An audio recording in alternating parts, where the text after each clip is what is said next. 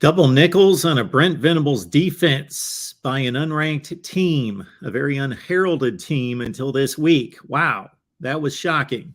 Second straight loss for the Sooners. We'll talk it up right here at OU Sooners Live, right here at the Voice of College Football. Appreciate everybody being here, but most of all, this guy, because he makes it all roll, Jason Ray. You can join him on OU postgame right here at the Voice of College Football every Saturday after the Sooners game. Jason, how you doing today? Doing good, Mark. How about yourself?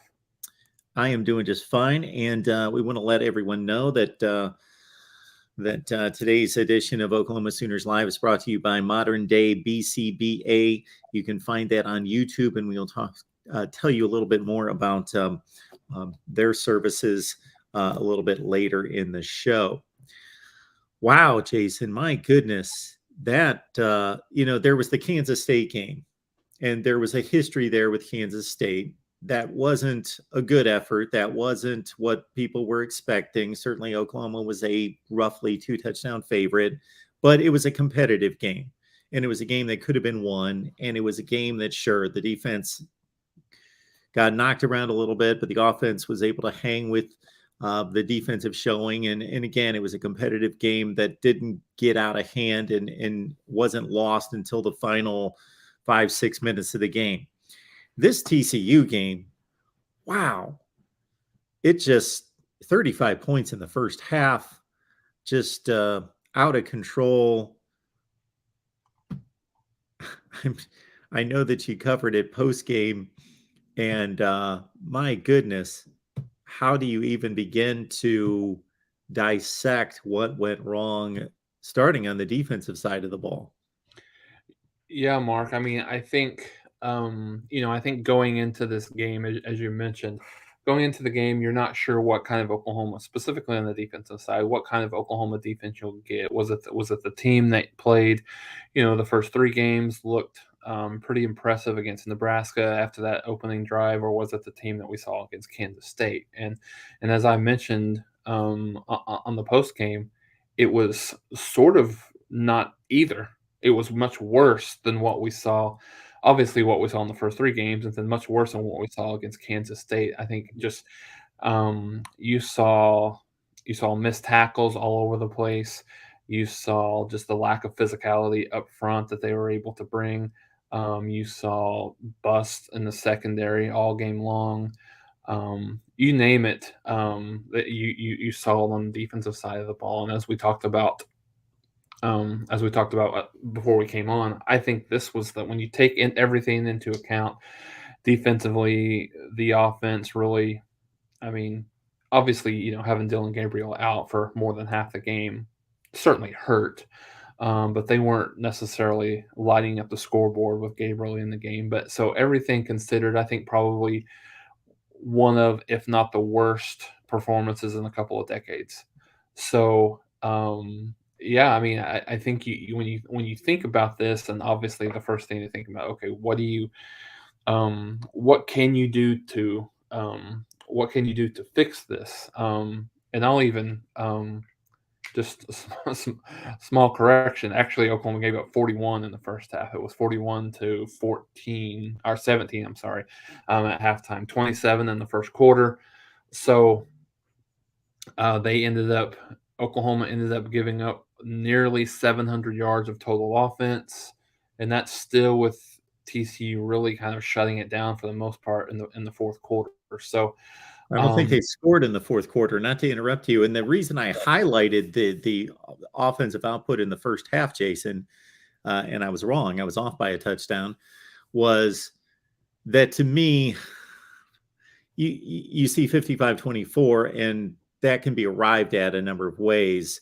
You could have a really competitive game, and sure, you're not playing well on defense, but let's say it's 24-10 at half, and you're within distance, and all the points are meaningful all the way to Kingdom. Then maybe, or they're not meaningful in the fourth quarter because it was a close game. Then they let it get away from them. But when you have a team that scored 41 points in the first half, and then they pretty much shut it down in the fourth quarter, it even accentuates this 55 total.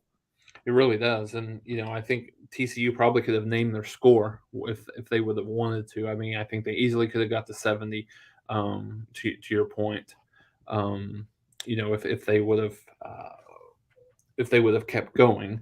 But I think and the another thing that's really was really sad to see was the amount of the big plays for touchdowns. You had a 73-yard pass, a 67-yard run, a 62-yard pass, a 69-yard run. So the plays were big chunk plays, and as you know from a defensive perspective, a lot of times if you get just a person or two not being on the same page with everyone else, then these busts and these huge plays can happen. So I think one of the things you look at is, and I think Venables kind of shot this down publicly. I don't know if that this will what privately what's happening was just kind of a simplification of the defense based on how things are going right now. But I don't know that necessarily he'll do that. So you think so now it's one of those things, Mark, where you have to completely reevaluate what kind of a team that you have right now. I mean, I think of this team. I mean, and it's people are probably kind of rolling their eyes and thinking about where Oklahoma was to begin the year. I think Oklahoma's really fighting for bowl eligibility at this point. They've got to improve where they stay or they currently are at right now. Because you still haven't played Texas. Obviously, that's this week. You still haven't played Baylor.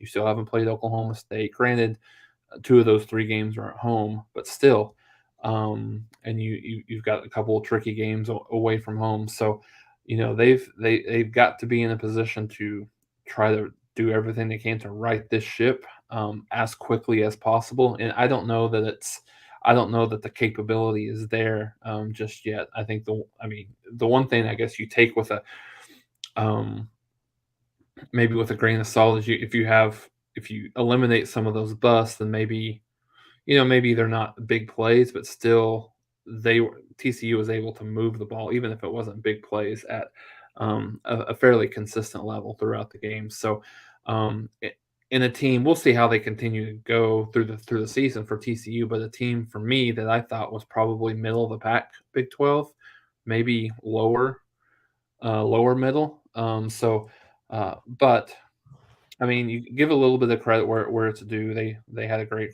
game plan. They played really well. Doug and this, of course, it's a lot easier when you're throwing to wide open players, obviously. But he's throwing the ball at a much more efficient level than he ever has. But it was that a product of Oklahoma making him look much better than what he is, or so we'll see as we continue to move forward. But Oklahoma's got a lot of problems right now, and it's not just on the defensive side. Offensively, when you looked at that when Gabriel was in the game, kind of the same thing that we've seen a pattern of over the last, just overthrowing wide open receivers time and time again. And he was bad early on in that game, just in terms. I mean, he threw a great ball to Braden Willis for the long touchdown, or the long play that went down to the one. But other than that, was constant overthrowing and not setting his feet, and mechanics were a little bit off, and things like that. So, and then you brought Davis Bevel in, and he looked like that game was going a million miles an hour for him when he was in the game. Was never even remotely comfortable. So now you go into a game week against Texas, not really knowing who the quarterback's going to be. They've not really. I know that Gabriel's not practiced as of yesterday from my understanding. So I would be surprised if he's out there. I think the negative precedence that the Dolphins had with Tua, I think, is going to permeate through the college game as well, just in terms of making sure that these kids are just more than ready to play. If there's just a slimmer of doubt, then they won't. They're not gonna. The medical staffs aren't gonna clear these kids. So yeah, we'll see how that goes, and if there's some conversation, who's your quarterback. I know that Bevel has been the number 2 guy, but he looked awful against TCU. So who puts you in the best position to play? There's been a lot of talk about Nick Evers might be the guy. He's improved quite a bit from the beginning of the fall camp to where he's at now. That he could be a guy that Oklahoma leans on if Gabriel's unable to go. To your point, Jason, about the Big 12, for as much as we at times knock the Big 12, and justifiably so, for not having a top-end elite program or two, the conference doesn't have an easy out. So when you talk about Oklahoma fighting for bowl eligibility, that very much could be the situation. You look at the entire schedule in the Big 12 and the entire league, there's not an easy out. There's not Northwestern, there's not Vanderbilt, there's not Colorado. Those teams don't exist. And we thought Kansas was the worst team without even thinking about it. That's obviously not the case. We just saw TCU, which I consider to be a mystery team going into this game. Well, they just hung up 55 points. Every one of these teams has played capable football this year. They have shown that they may not be great teams. They may not even be consistent teams, but on a given week, they're good. They're capable. They're capable of beating a good team. Texas Tech, West Virginia, they're probably at the lower end. They're not automatic outs by any stretch. I had a number of people comment to me the last couple of days defending Brent Venables from this standpoint, that he's a defensive genius, but he needs his type of players. And basically to say, dismiss what goes on for the next year or two. It doesn't matter. He needs to get his players in. Well, that might be true to the extent of trying to build an elite defense, but I got to think that that's not Brent Venables' excuse. And I got to think that he's too good, and he has to be too good to have to be that stringent to, well, I can't coach up the guys that I have. I got to wait 2 years until I've got 2 recruiting classes in.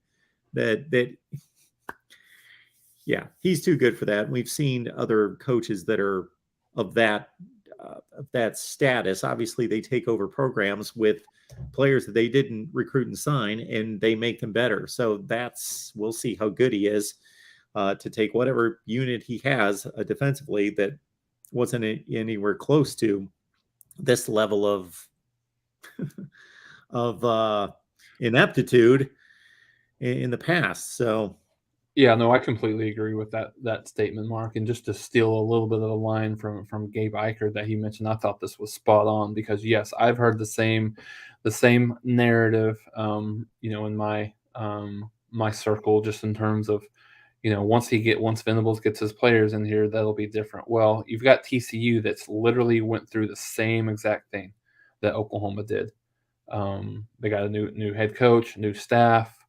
They're implementing new schemes, things like that, new offensive coordinator, new defensive coordinator, but still, and they're not performing at this level, right? I mean, when you think about it, Oklahoma has they're giving up, they gave up 55 to TCU, and they gave up 41 to Kansas State, right? So that's 96 points in just 2 weeks, and those are coming in 2 of the, at least from Kansas State, not one of the better offenses in the Big 12. So there's a lot of concern, and something that has to get resolved, at least to a certain degree, very quickly. The only thing that the comment that I'll make around having his players, yeah, I mean, I think he'll need to get his own players in to be closer to an elite defense. But to your point, Mark, you can still be a very respectable defense with with other other coaches' players, right? They're littered with 4-star guys all over the defensive side of the ball that just aren't performing. Jalen Redmond's not playing well. Ethan Downs is not playing well. Reggie Grimes, after having 2 really solid games the first couple of games of the year, he's not playing well. Just all across the board, these guys that a lot of people thought very highly of coming into the season just aren't playing well over the last couple of games. So, we'll see. Is it one of those things where some of the kids are thinking too much and they're not making plays, or or what the issue happens to be. I think when you look at physicality and stuff that was brought in from not only Venables but from Schmitty and things like that. The one thing that you have to understand, and this is not an excuse by any stretch, but this team lacks mental toughness. I think a lot of these players on the defensive side of the ball lack mental toughness in terms of they've not seen a lot of success over the last so and so years, but then when you look at it, um, things were going well. There was a lot of positivity in the program when things were going well, but now that things are not going well, you saw a little bit of quit on the both sides of the ball, but particularly defense. I mean, and that's the thing that's probably from a coaching perspective, I think Venables probably hates the most was watching the kind of the lack of effort there, late in the game. And so again, I don't necessarily, these guys didn't forget how to coach when they moved from Clemson to Oklahoma. They didn't forget how to coach. So now there's there's a lot of thought whether or not between, Ted Roof being the defensive coordinator, is he actually calling the plays? Is he just kind of a figurehead up there? Is Venables actually the one calling the plays? So I don't know that we'll ever know necessarily what's happening. That was, to me, Mark, the only of the only defensive hires, that was the only questionable hire that I would say was a little bit of an eyebrow raise, right? You've got that guy that Ted Roof, who's very respected in the industry, but he's moved around a ton, and there's certainly a reason, a reason why they've he's moved around. So I don't know what that looks like in terms of if the players aren't necessarily responding to him from that perspective, but we know that Venables has a very big mark on the defense, so to speak. So, but yeah, whatever they need to do, whatever they can do, need to get it fixed in a hurry because there's obviously with Texas this weekend, and then Kansas the next. There's not room to to your point earlier. There's no Vanderbilt in this league this year. You've got great offenses across the board, and you've got a Kansas team that I think a lot of us thought, hey, they're a pretty decent team this year. They're much improved. They're a great offensive team, but maybe not quite as good defensively. Well, they just won a 14-11 game over Iowa State. Iowa State's not the best offensive team in the league, but still holding a team to 11 points, which just scored, I think, in the 20s against Baylor last week. So you don't have any rest for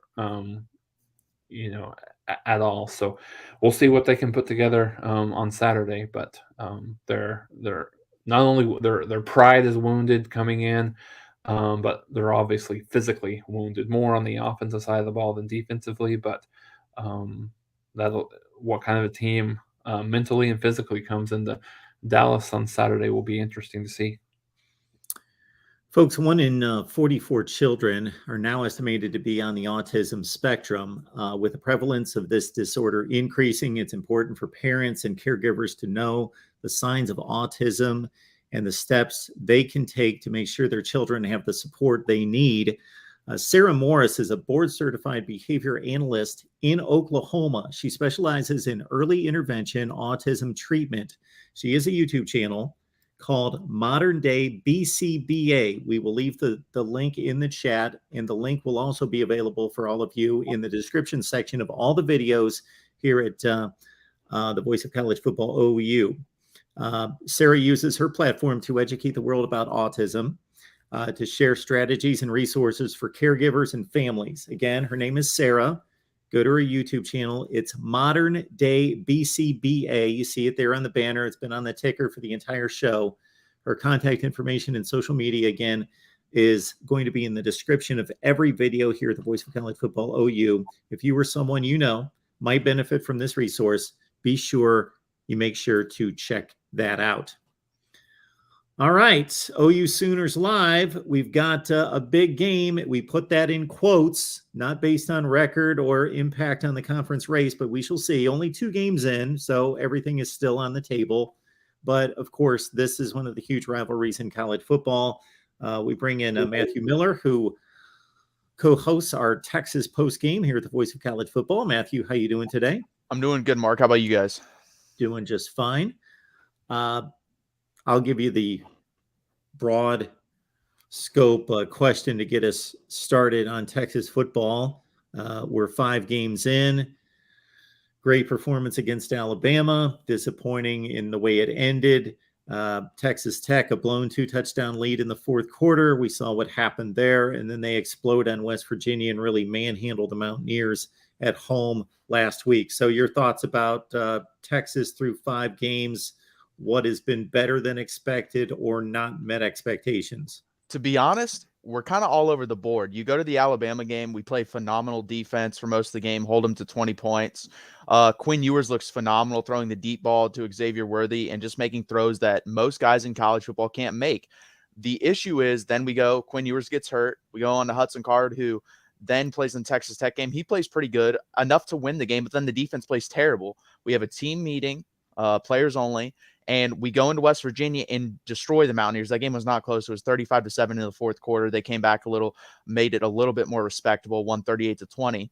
But the thing is, this team is just all up and down. You don't really know what you're going to get. Like if I'm just assuming we play our A game this week, we should beat Oklahoma by 2 touchdowns this week, in my opinion. But the problem is, I don't know if we're going to play our A game, and I don't know who our quarterback's going to be, just like Oklahoma doesn't know who their quarterback's going to be. Now, do I feel more confident in our quarterback situation? 100%. Hudson Card is coming off his best game ever as a college quarterback versus West Virginia. 21 of 27, over 300 yards, 3 touchdowns. He looked really good. The ankle he did start to limp at the end of the game again, but if the ankle is 75-80%, we definitely have the edge in quarterback play, in my opinion, because Davis Bevel, I know I was sitting in there listening to Jason talk, did not look good in that game. He looked lost. He looked like it was too fast for him.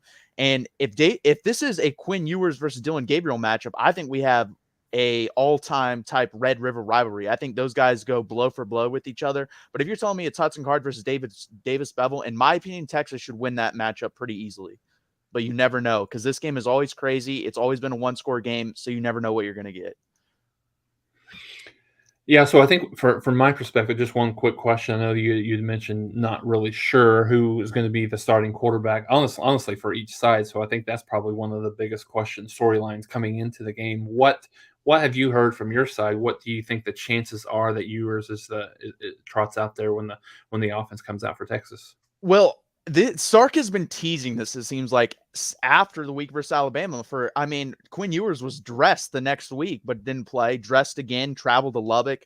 Dressed again he said he could go tonight versus West Virginia, but and we were up at some point. So I was wondering, maybe you throw him in there for the last couple minutes to get him some reps, because I don't like throwing Quinn Ewers into the situation right off the bat. First Red River rivalry.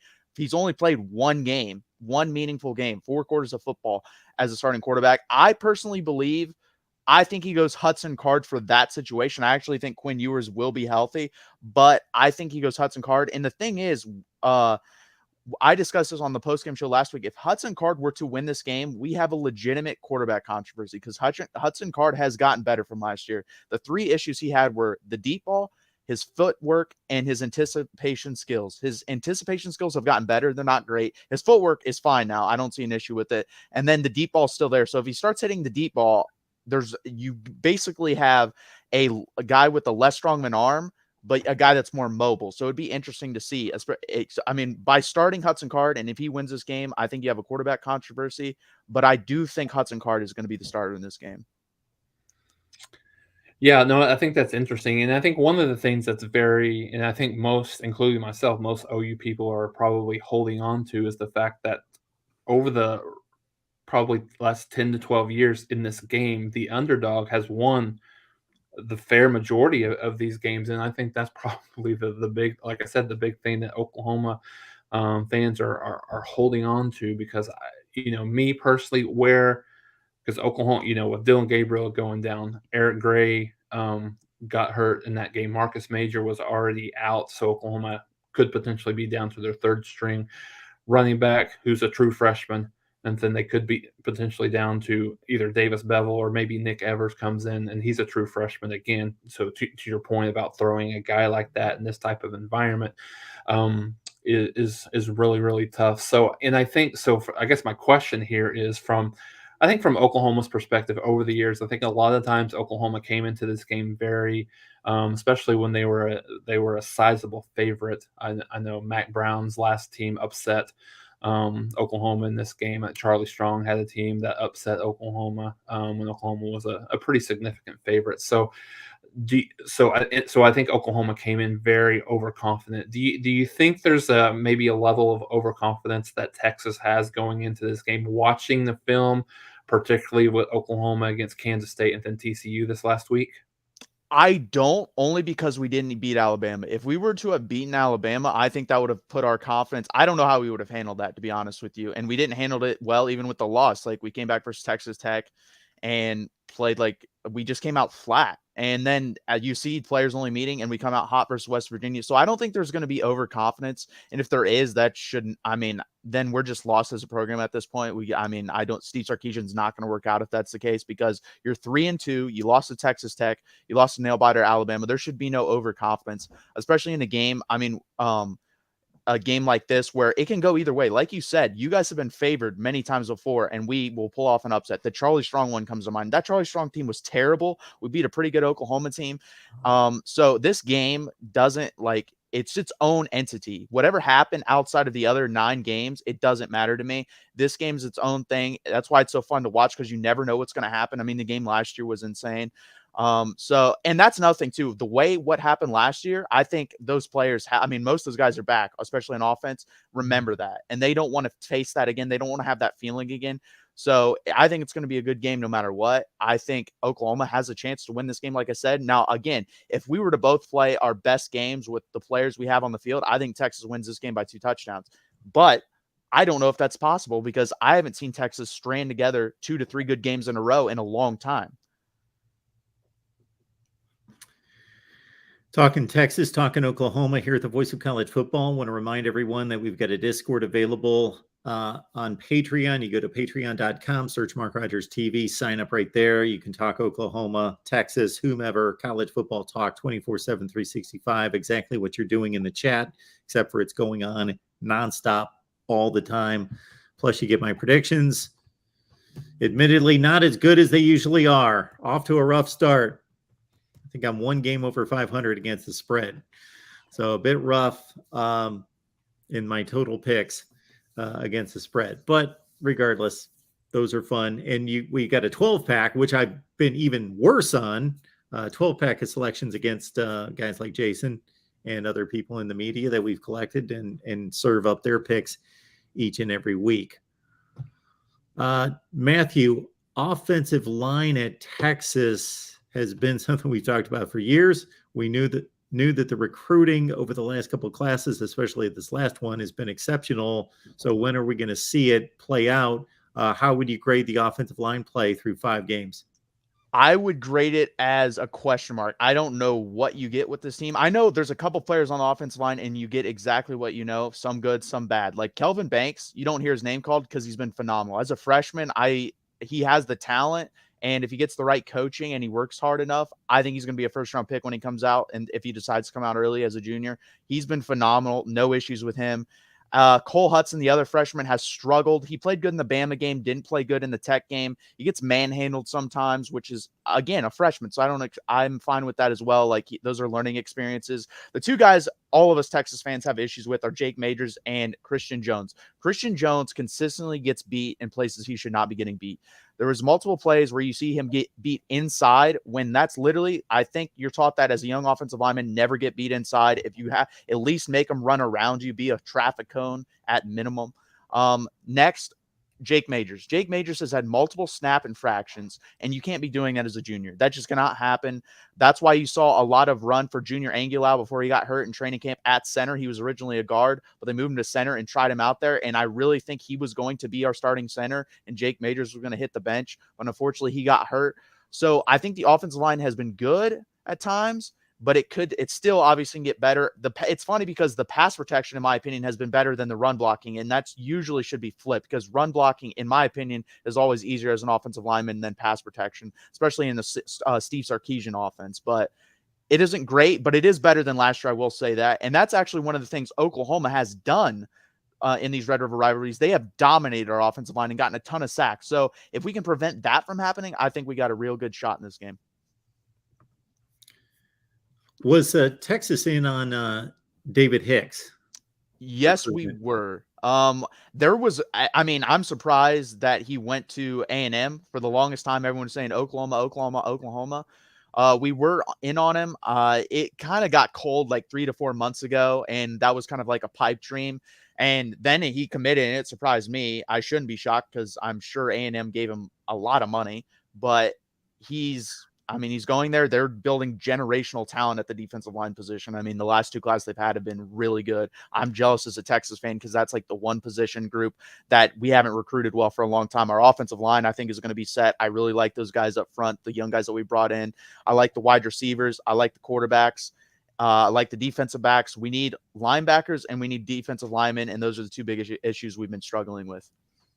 So, Jason, we were going to discuss this in regards to DJ Hicks and his last-minute decision that surprised many, including me, based on the information I had from you and other sources. But your thoughts about this last-minute turn on David Hicks?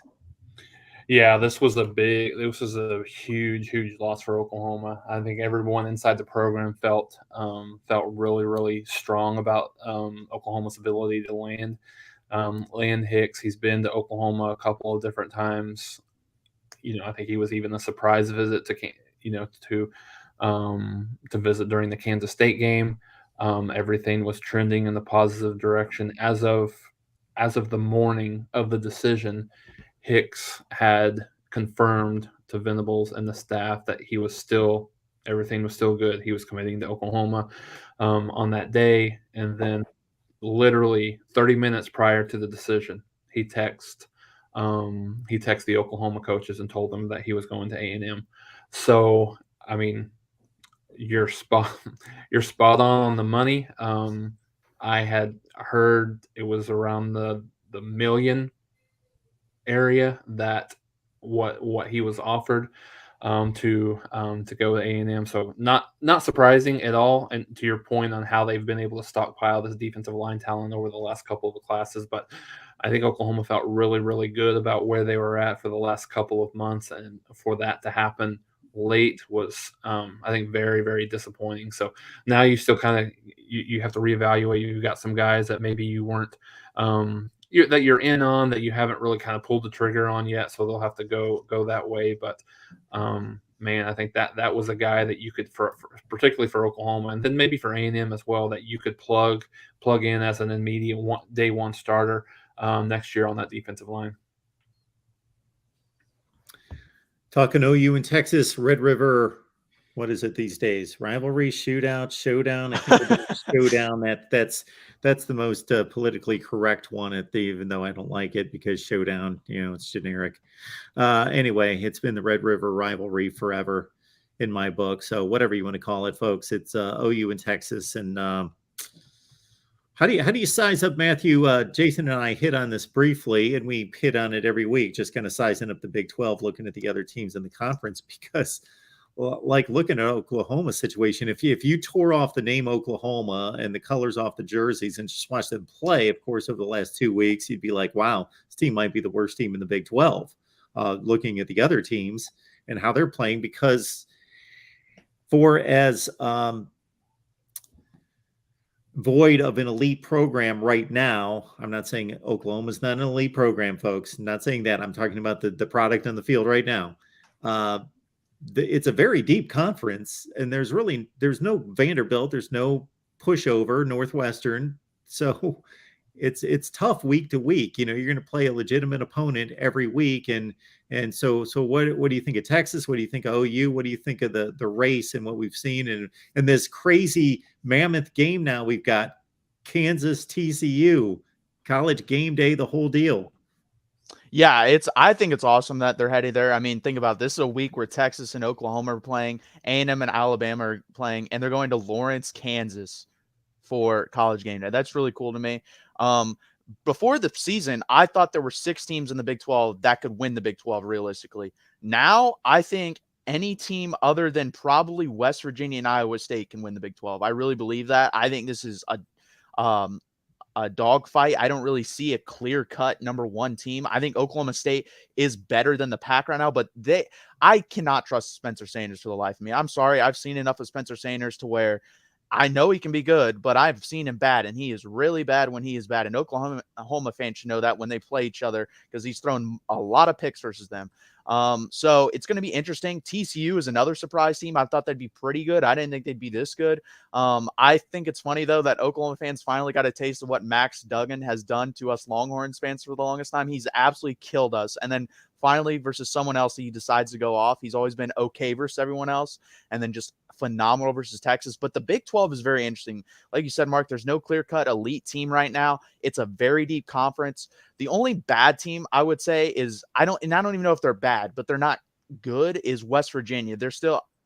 They have way too many ups and downs, and they don't really have a good win yet. So I'm interested to see them run through conference play and see how many wins they can get. But I think there's a real possibility that 8 or 9 teams here could have 6 wins. I could definitely see that. Like, there's not a great team and there's no bad team. So I think there's just going to a lot of beating each other up. And at the beginning of the season, if you told me Kansas could win the Big 12, I would have laughed at you. I think there's a real possibility if Kansas wins this week, they could win the Big 12, which would be insane. I don't know what the odds on that were before the season, but they were probably phenomenal.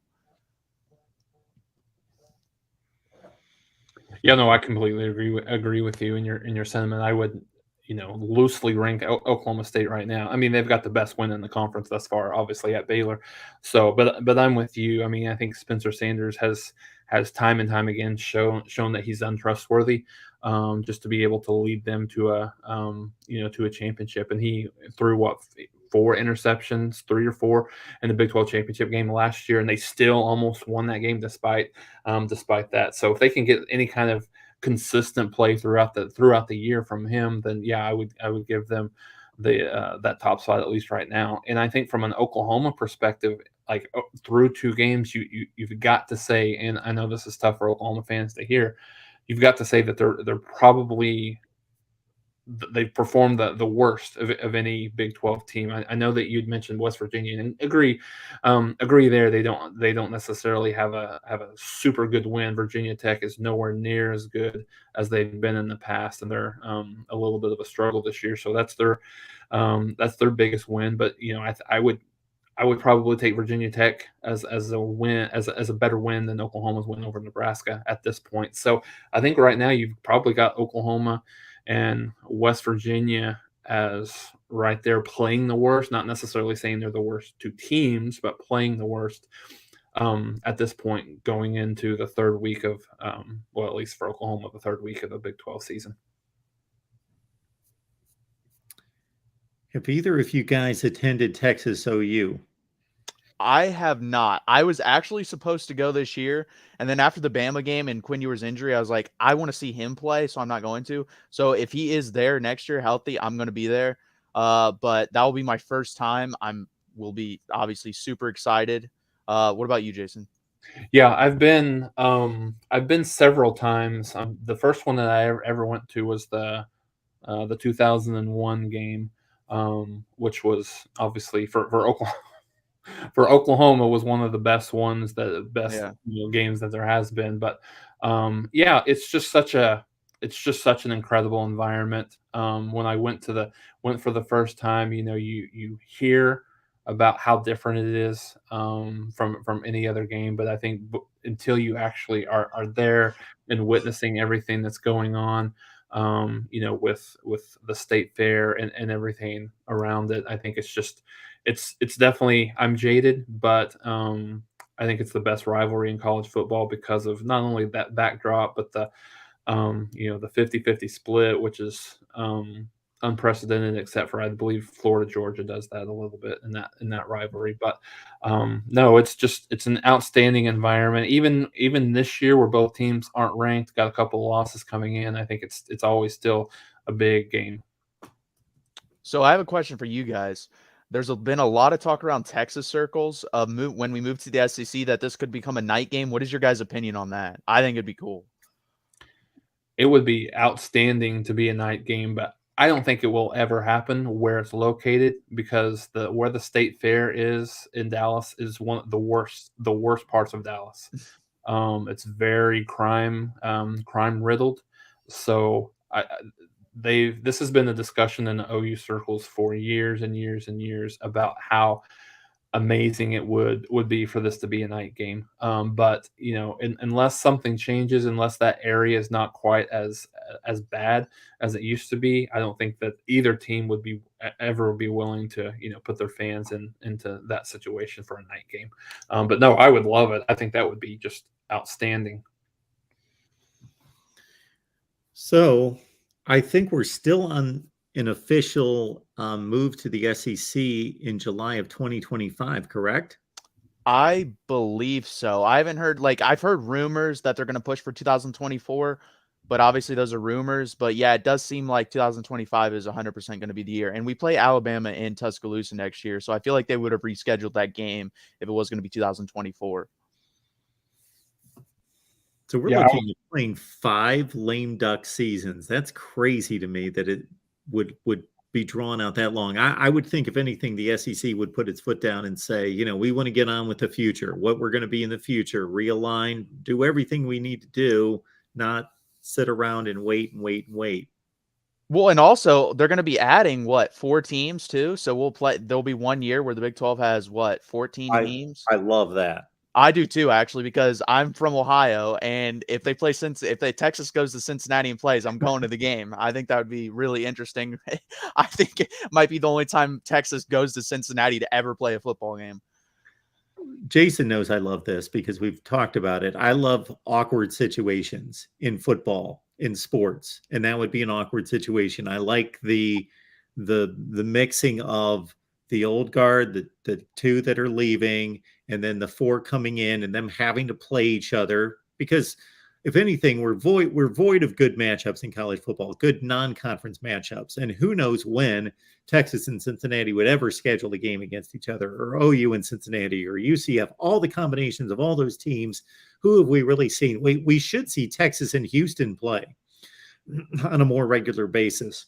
All those matchups, not that we're going to see all of them, but I'm all for that. Plus the bragging rights argument of, do Oklahoma and Texas leave in style? Do they go to championship games their last few years to show, okay, we are the elite here? And of course, from a money and attention standpoint, brand name, nothing's going to change. They could both go 6-6 their last few years, and that doesn't change that they really took the league with them. They are 70 or 80% of what makes this league important. No offense to the rest of the league, but that's just the way it is. So that's not going to be changed by a couple mediocre years. But there is some kind of, at least it intrigues me, whether Texas and Oklahoma can leave the league and say, we put our stamp down, we put our foot down, and then we left the league. Or the Big 12 can kind of look at it, and they've got 1 year in to say, you didn't even make our championship game. And if that continues, to be able to say, good riddance, you couldn't even make our championship game. And then on the flip side, the same thing happening when Texas and Oklahoma join the SEC. There's going to be the old SEC guard wants to put them down, make them earn their stripes in the SEC, and wants nothing more than the SEC current members to beat down Oklahoma and Texas. So I'm going to be interested to see if that happens, or if OU and Texas come in and maybe surprise some people and seriously contend for an SEC championship right out of the gate. I think the funniest version for the Big 12 and the worst is Texas and Oklahoma playing in that last championship game versus each other, or 2 of the new teams coming directly in, dominating the league and playing, because that would show, wow, our league is weak. The 2 teams came in from the AAC and started playing our championship game, or Texas and Oklahoma are playing in the championship game, our 2 best teams, and they're gone. So it's you probably want one of those teams in, and then one random team in, and then play each other, and the winner hopefully isn't either Texas or Oklahoma, is my guess what the Big 12 would want. Well, to cut it down the middle, the best case scenario from a look standpoint for the Big 12 is for their old teams to make Yeah. championship games. For what happened last year, just to continue to recycle Kansas State, Kansas, TCU, all those teams to be the championship participants. Yeah, no, absolutely. And I think, just taking a step back and just overall when Oklahoma and Texas go into the SEC, I was on here with you, Mark, talking about I actually thought it was going to happen next year with everything that the Big Ten did with UCLA and USC joining the conference and the TV deal. I thought that they would find a way to make that happen, especially when you looked at the SEC asked Oklahoma and Georgia to reschedule their home and away game series that they had already scheduled. But I think to the point that Texas is still playing Alabama next year. Obviously, I don't think it'll happen next year. So yeah, you're right. It might end up being either 2024, 2025 at the latest. But I'm intrigued as both of you guys are of Oklahoma and Texas playing in this newly formed Big 12 conference for a couple of years and see what that looks like. I don't remember, from a historical perspective, but I don't remember Oklahoma and BYU playing all that much. I know that they played a neutral site game at Jerry World a few years ago, but that would be an interesting a road trip to take to Provo for, if Oklahoma ever traveled to BYU. So I think there's still a lot of intrigue in what this new Big 12 would look like to I think drown out some of the disappointment of maybe Oklahoma and Texas not moving to the SEC as quickly as some fans would like to see. Fortunately for you, you don't have to play BYU because I have Taysom Hill running through my nightmares as a Texas fan for like 700 yards in the 2 games. And I don't even want to remember that. I don't want to play BYU again. That was not good times. You see, he's a great athlete. He's obviously a tight end now in the NFL, but that was very sad to watch. Well, very similar for Oklahoma. Oklahoma actually, Sam Bradford actually when he hurt his shoulder against BYU initially, and then obviously came back against Texas and then was done after that. But so yeah, very we both share in some of the bad memories against playing against BYU for sure. And another thing too about this conference realignment, like there are stories like that are going to be told. Like look at Colorado. Colorado was fine in the Big 12. They were pretty good. And then all of a sudden they moved to the Pac-12 and they are abysmal now. Like I don't even know if they're going to win a game this year. And there's like cautionary tales of don't you be careful what you wish for. Like we may go to the SEC, we'll make more money. We'll probably I don't think we'll be terrible early on, but we may not be very good. And then that could snowball into being pretty bad if things don't go right. So it's like this balance. I don't know how it's going to go. It's going to be interesting. It's like I said, there's so many cautionary tales, and it's just going to be so weird having UCLA in the Big Ten. Like they don't fit that brand, neither does USC. I think Texas and Oklahoma is a more seamless fit entering the SEC because you look at the fan bases, they're more like SEC fan bases. Obviously, USC and UCLA have legitimately almost nothing in common with the Big Ten. So this is going to be an interesting wave of football coming forward for college football.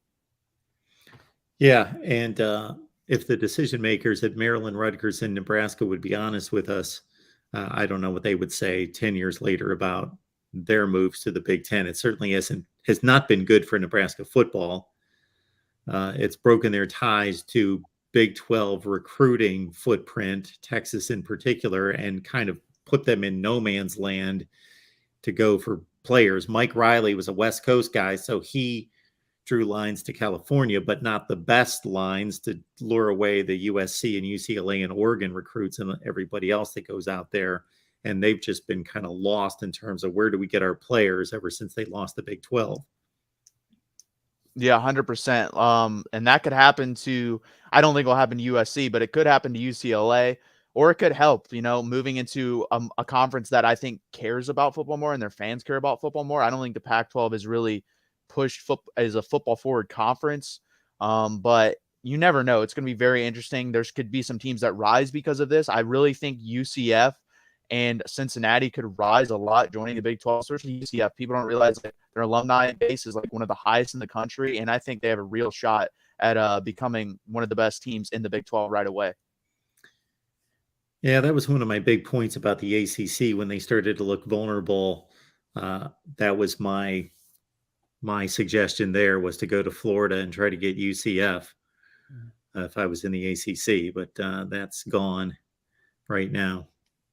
Yeah, I don't think there's any question. We've seen what conferences care about football. The SEC, without question, they are the headliner for caring about football. But the Big Ten, kind of an interesting mix of academia and just down home football fans, coaches, players, and we saw that knock heads during the pandemic, like no other conference, where they were completely split on what they were going to do, and the players and the coaches and the fans that love football won out eventually. But the only thing the Big Ten doesn't have, they've got everything going for them, just like the SEC, except for enough players in their footprint. So that's kind of what they're fighting against. But yes, it's interesting territory coming up. Do you see any team other than, like, I could see Colorado going to the Big 12? Do you see any other team that would make sense to go back to the Big 12 or go into the Big 12? Makes sense for the team, or makes sense, or the program, or makes sense for the Big 12? I would say, which one, give an opinion on both. What do you think makes sense for the Big 12? And then which team do you think should try to go into the Big 12 if allowed? Well, if the Pac-12 is in serious trouble and the Big Ten is turning down Oregon and Washington, those would be two phenomenal additions to the Big 12. Yeah. Yeah, that would be really good. Yeah. And I think if that were to happen, and then you could also somehow get Colorado and then whoever, I think the Big 12, I think that's enough to hang on and be still considered a legitimate conference, in my opinion, after the SEC and obviously the Big 10. But I think it'd be the third best conference, just like it is now, in my opinion. I still think it's the third best conference. But the ACC, it's going to be interesting what happens with them. If they lose Clemson, it's over for them. If they lose Florida State, it's over for them. So I don't know what they're going to do. I don't know if they're going to try to add. Obviously, Notre Dame has that weird contract with them, so I don't know how that all works out. It's weird. There were a few people in the chat the other day, and I was trying to find what they were talking about, but they were saying that Kevin Warren's on record as to saying the Big Ten needs to be a 24-team conference. And what do they have after USC and UCLA? 18, 16? They're at 16. So 8 more. I'm going to guess that means going far west again and east. And maybe if he means Notre Dame, he means Oregon and Washington. And then maybe means some semblance of Florida State, Miami, North Carolina, Georgia Tech, or Clemson. I don't know what that, how that exactly, what he's got in his mind. I know that Georgia Tech, if we're talking about cable rights 15, 20 years ago, that would have been a great market to have. I don't think that matters as much now, but like, I still think they can be pretty good, because if you can recruit that area, I know Deion Sanders' name has been floated out there. If he was the coach there, he could recruit the hell out of that area and you could get really good players on the team. I don't know. Maybe that's too late for them. We'll have to see. Yeah, no, that's very intriguing just to see what that could potentially look like for the Big Ten. To your point, I mean, what West Coast teams are they able to pluck if the Pac-12 looks like it's, I'm not saying it's in dire straits right now, but if it looks like it's kind of ripe for the picking, what does that look like between maybe a Big 10, Big 12 battle? And, you know, I know that we've, over the last couple of years, we've heard some rumors about Clemson and Florida State kind of shopping around a little bit. That it seems like that would be a better SEC fit than it would be a Big 10 fit. But then, you know, Notre Dame, as always, is the big wild card in all of this. You know, do they stay independent? Do they? You'd mentioned the little bit of that weird contract that they have with the ACC. You know, related to non football related sports. So yeah, I mean, it's going to be exciting and interesting to see how the dominoes fall. Yeah, and I think we're in dire need of a commissioner. Like, we really need it badly. You can't just have this wild west. We've had all these changes, like 10 to 15 years worth of change in a matter of like 3 years. And there's a possibility where this could either enhance college football or it could destroy college football. And I will find out in probably about 5 to 6 years which one it did. Obviously, I don't like how some of these rivalries are going away. Like, if Oregon were to leave, Oregon and Oregon State probably won't play anymore, because Oregon State's just not the type of program that Oregon is. You obviously have Oklahoma going to the SEC now, and you're not going to have Oklahoma and Oklahoma State playing anytime soon after the next couple of years. So that's sad to see. But then you also have rivalries renewed. Obviously, now Texas going to the SEC, Oklahoma going to the SEC. They'll play A&M and Arkansas now more often. So you have rivalries there, but you also lose some really cool rivalries that I know only certain pockets of the country care about, but they still matter. All right, folks, autism affects more people than I think many of us realize. 1 in 44 children are now estimated to be on the autism spectrum. With the prevalence of the disorder increasing, it's important for parents and caregivers to know the signs of autism and the steps that you can take to make sure that the children have the support that they need. Sarah Morris, she's a board-certified behavior analyst in Oklahoma. She specializes in early intervention autism treatment. She has a YouTube channel called Modern Day BCBA. That's Modern Day BCBA. She uses her platform to educate the world about autism and to share strategies and resources for caregivers and families. Again, her name is Sarah. She's got a YouTube channel. I just dropped the link in the chat, Modern Day BCBA. And again, her contact information and social media links will be in the description of every video here at the Voice of College Football OU. And so if you or somebody else might benefit from this information, these resources, be sure to check it out. Don't forget about it. Again, Modern Day BCBA, the link's in the chat. I'm going to drop it in there one more time. It's also in the description section of all the videos here at the Voice of College Football OU. All right, guys. Anything else we need to hit on? I think that's all, Mark.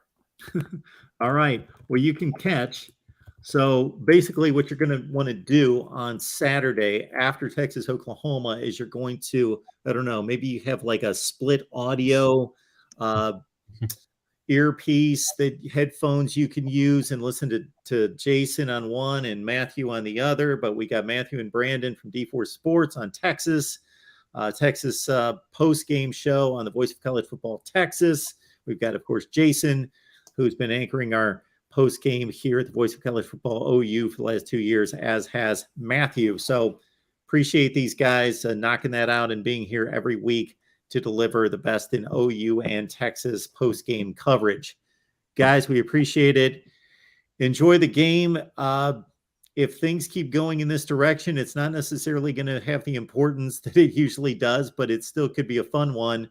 And if things play out the way they've looked the last couple of weeks, I can see Texas running away. But I know too much about this rivalry, like Matthew was talking about, to think that Texas is just an automatic win, because we know so much better than that. We've seen it in the past. So it should be another fun one. It's one of the great traditions in college football for sure. Jason, appreciate you being here. Matthew, thanks for stopping by. We appreciate that. And we'll see everybody back here next Wednesday at 1:30 Eastern, 12:30 Central, right here at the Voice of College Football OU.